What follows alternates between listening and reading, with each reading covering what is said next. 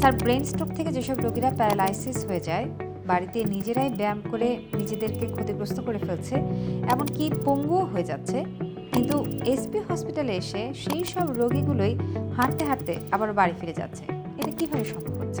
ধন্যবাদ। আসলে যেটা স্ট্রোকের যে ট্রিটমেন্টটা, অ্যাকচুয়ালি বাংলাদেশে এখন স্ট্রোকের রিহ্যাবিলিটেশন ট্রিটমেন্টটা কিন্তু তেমন ভালো কোথাও হচ্ছে না। বাংলাদেশে আমি যখন এই এসপি হসপিটাল তৈরি করছি 2001 সাল থেকে, স্ট্রোক রিহ্যাবিলিটেশনের উপর কিন্তু আমি কাজ করছি। আমি 2009 সালে লন্ডনে ইউসিএল থেকে, ইউনিভার্সিটি কলেজ অফ লন্ডন, ওখানে এই স্ট্রোকের উপরে আমি একটা ট্রেনিং করছিলাম 2009 সালে। টিএমএস, ট্রান্সকিউটেনাস ম্যাগনেটিক স্টিমুলেশন, যেটা সরাসরি ব্রেনের উপর কাজ করছে। আসলে ব্রেন স্ট্রোক করার ফলে রোগীদের কিন্তু ব্রেনে প্রবলেমটা হচ্ছে, তার অ্যাকশন হিসেবে তার একটা সাইড অবশ হয়ে যাচ্ছে। সো আমাদের কিন্তু থেরাপিটা দিতে হবে ব্রেনকে।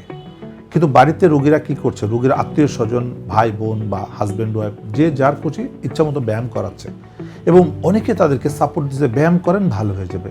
আসলে ব্যায়াম আর ফিজিওথেরাপি দুটো কিন্তু ভিন্ন জিনিস। ব্যায়াম করলে কখনো স্ট্রোক রোগী ভালো হয় না। হ্যাঁ, হয়তো কিছু কিছু ইম্প্রুভমেন্ট রোগীরা দেখছে, কিন্তু সেটা ক্ষতি হচ্ছে। যদি কোনো রোগীকে কেউ ব্যায়াম করে দেয় তাহলে তার টোন বেড়ে যাবে, দেখবেন হাত পা বাঁকা হয়ে যাচ্ছে। যাদের হাত বাঁকা হয়ে গিয়েছে, হাত ঝুলে গিয়েছে, বুঝবেন যে তাদের ব্যায়াম করানোর রেজাল্ট হচ্ছে হাত বাঁকা হয়ে যাওয়া, ঝুলে যাওয়া।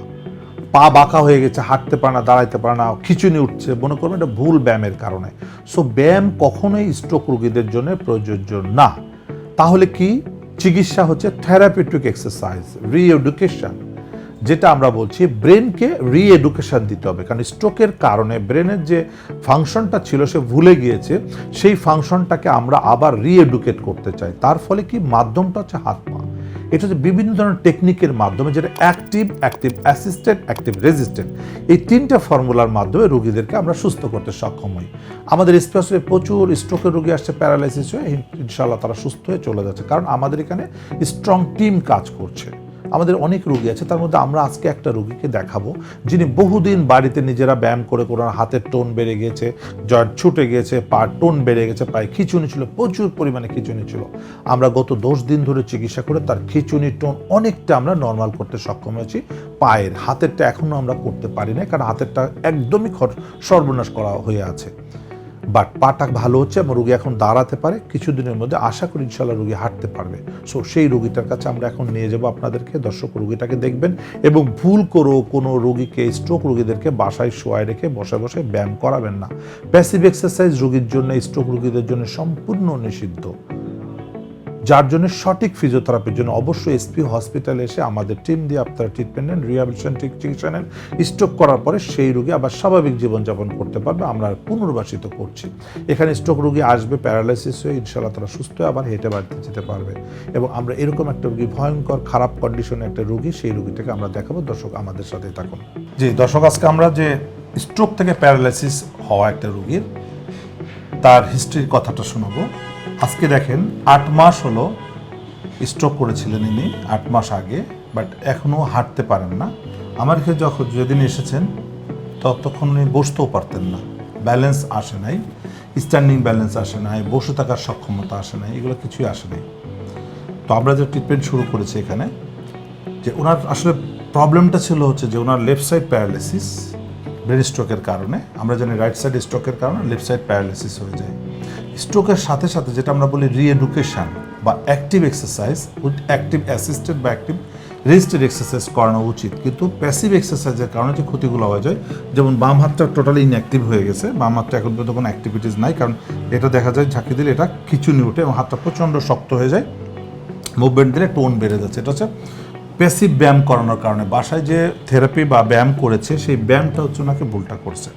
ব্যায়াম করতে করতে ওনার এই জয়েন্টটাও ছুটে গিয়েছে, এবং অনেক রোগী দেখা যাবে ব্যায়াম করার কারণে জয়েন্টগুলো ছুটে যায়। তো যেটা আমরা সবসময় বলি যে স্ট্রোক পেশেন্টের জন্য আসলে প্যাসিভ এক্সারসাইজ একদম নিষিদ্ধ। রিএডুকেশন, পেশেন্টকে শেখাতে হবে, যে বসতে পারেন তাকে বসা শেখাতে হবে, যে দাঁড়াতে পারেন তাকে দাঁড়া শেখাতে হবে, তাহলেই রোগীটা সাকসেসফুলি হবে। তো উনি যখন এখানে এসেছে তখন আরও খারাপ অবস্থানে ছিল, এই পায়ে প্রচণ্ড পরিমাণে টোন ছিল, হাতে টোন ছিল। আমরা এটা স্ট্যান্ডিং করে করে করে করে আমরা তাকে অ্যাক্টিভ এক্সারসাইজ দিয়ে দিয়ে দিয়ে দিয়ে আমরা তাদেরকে এখন মোটামুটি অনেকটা নরম করতে সক্ষম হয়েছি। এবং আমাদের এখানে এসপি হসপিটাল যেটা আমাদের টিএমএস আছে, যে টিএমএসটা আমরা ব্যবহার করছি, টিএমএসটা আছে না, তো দেখাবো আমরা টিএমএস মেসেজটা, যেটা বাংলাদেশে আমরাই প্রথম। স্ট্রোক পেশেন্টদের টিএমএসটা চমৎকার কাজ করছে। টিএমএসটা সরাসরি ব্রেনকে আমরা থেরাপি দিচ্ছি, ব্রেন সিগন্যালটা তার হাতে পেয়ে পৌঁছায় দিচ্ছে। তো একটা পেশেন্ট কিন্তু দাঁড়াতে পারে না, দেখেন দাঁড়াতে কত কষ্ট, তারপর আমরা কিভাবে তাকে স্ট্যান্ডিং করি, যেটা তাকে এর আগে কখনো এইভাবে করে নাই কেউ। হাতটা মাথায় ধরেন তো, ধরে আস্তে আস্তে দাঁড়ান, ওটা দাঁড়ান, ওটা দাঁড়ান, দাঁড়ান দাঁড়ান, গুড, ভেরি গুড। এই যে এই দাঁড়ানোটা উনি চিন্তাও করতে পারেন, আগে মনে করেন 3-4 জন ধরে তাকে দাঁড় করে রাখতে পারতো না, এখন উনি একা একা দাঁড়াতে পারছে। আমরা আশা করি কিছুদিনের মধ্যে উনি আস্তে আস্তে হাঁটাও শিখে যাবে। তো আসলে সঠিক, যেমন এখন দাঁড়াচ্ছে, ওনার ব্রেন কিন্তু শিখছে যে কীভাবে দাঁড়াতে হয়। দেখেন দাঁড়ানোর পাটা বাঁকা হয়ে যাচ্ছে, কারণ এই পায়ে প্রচুর পরিমাণে ব্যায়াম দিয়েছে, প্যাসিভ এক্সারসাইজ, যার কারণে পাটার টোন বেড়ে গেছে, যার ফলে দাঁড়ানো। এখন এই পাটার টোন কমাতে গেলে আমাদেরকে অনেক কষ্ট করতে হচ্ছে। তার জন্য দেখি বাম পায়ের উপর ভর দেন, বাম পা দেখি দেখি দেখি দেখি সুন্দর করে, হ্যাঁ আমি বাম পাটা ধরি, আস্তে আস্তে কোমরটাকে সোজা করতে হবে, ধীরে ধীরে ধীরে ধীরে। এবার হ্যাঁ ডান পাটা উঁচু করতে হবে, এই গুড, এই খুব সুন্দর দাঁড়াইছেন। এখন দেখেন, এখন তুমি বাম পায়ের উপর সম্পূর্ণ ভর যাচ্ছে পেশেন্টটা, এটাকে বলে অ্যাক্টিভ এক্সারসাইজ উইথ অ্যাসিস্টেড, মানে আমি তাকে অ্যাসিস্ট করতে কিন্তু দাঁড়িয়ে আছে পেশেন্ট নিজেই। সো যদি তাকে এখন তার পেশেন্ট ব্রেন কিন্তু এখন শিখছে যে কীভাবে দাঁড়াতে হয়, কিন্তু আমরা দেখতে পাই অনেকে বাসায় গিয়ে নিজেরা সমানে এক্সারসাইজ করে, ব্যায়াম করে, ব্যায়ামের ফলে রোগীগুলো ক্ষতিগ্রস্ত হয়েছে। সো যেটা আমরা এসপি হসপিটালে সবসময় স্ট্রোক পেশেন্টদের জন্য অ্যাকুরেট ট্রিটমেন্টটা আমরা করছি। যে স্ট্রোক পেশেন্ট আসবে আরেকটু আমার কাঁধে হাত দেন, কাঁধে হাতে দাঁড়ান, যে আমরা বলি যে সর্বোচ্চ 4 থেকে 12 সপ্তাহের মধ্যে একটা স্ট্রোক পেশেন্ট হাঁটতে পারবে। উনি যদি প্রথম অবস্থায় আসতো, উনি 4 সপ্তাহের মধ্যে হাঁটতে পারতো, যেহেতু উনি অনেক লেট করছে, ওনার অনেক ডিফর্মিটি গ্রো করেছে, হাত বাঁকা হয়ে গেছে, পা বাঁকা হয়ে গেছে, হাইপার টোন হয়ে গেছে, স্পাস্টিক হয়ে গেছে, যার ফলে আমাদের এই স্পাস্টিকগুলো কমানোর জন্য অনেক সময় লেগে যাচ্ছে। তো আমরা ওনার জন্য একটু সময় বেশি নিচ্ছি, হয়তো 4 থেকে 6 সপ্তাহ বা 8 সপ্তাহের মধ্যে আশা করি উনি হাঁটতে পারে। এখন অলমোস্ট দাঁড়ানো শিখেছে, কিছুদিনের মধ্যে ইনশাল্লাহ হাঁটতে পারবে। জি, একটু সোজা দাঁড়ান, আস্তে আস্তে সুন্দর করে, গুড। এই যে হাতের টোনটা অনেকটা, হ্যাঁ ডান পায়ের উপর ভর দেন, ডান পায়ের ভর দিয়ে দাঁড়ান, আমার কাঁধের উপর হাতটা রাখেন, ডান পাটা সোজা করে ফেলেন, গুড, ভেরি গুড, হ্যাঁ সুন্দর সুন্দর। এবার ডান হাতটা উপরে তোলেন, ডান হাতটা উপরে তুলতে হবে, ডান হাতটা উপরে তুলতে হবে, গুড, হ্যাঁ ফাইন, ঠিক আছে দর্শক। জি, এখন বসেন, আপনি বসেন, জি হ্যাঁ খুব ভালো, এখন বসা শিখে গেছে, ফাইন। আপনার বাসা কোথায়? কসবা স্যার। স্ট্রোক করেছিলেন কতদিন আগে? 8 মাস আগে স্যার। আচ্ছা, এখানে কয় বেলা ফিজিওথেরাপি দেওয়া হয়? 4 বেলা স্যার। 4 বেলা। কেমন লাগছে এখন? ভালো লাগছে স্যার। ভালো লাগছে। এখন বসা শিখে গেছেন, দাঁড়াইতেও পারছেন, ইনশাআল্লাহ খুব শীঘ্রই আমরা হাঁটানো শুরু করব। যে দর্শক, আমি সাজেস্ট করবো যারা স্ট্রোক থেকে প্যারালাইসিস হয়ে আছে, যেটা রিসেন্টলি হয়েছে, তারা দ্রুত চলে আসবেন সঠিক ফিজিওথেরাপি চিকিৎসা নেওয়ার জন্য এসপি হসপিটালে। এবং যারা বিছানায় পড়ে আছে বাড়িতে, তাদের জন্য বলবো অবশ্যই এসপি হসপিটাল তাদেরকে সহযোগিতা করবে, যত দ্রুত সম্ভব তাদেরকে সুস্থ করা হবে। বাট বাসায় শোয়ায় রেখে কখনোই মনে করবেন না যে এটাই মনে শেষ, আর কোনোদিন ভালো হবে না। এই ভুল ধারণা থেকে বের হয়ে আসতে হবে। ধন্যবাদ সকলকে।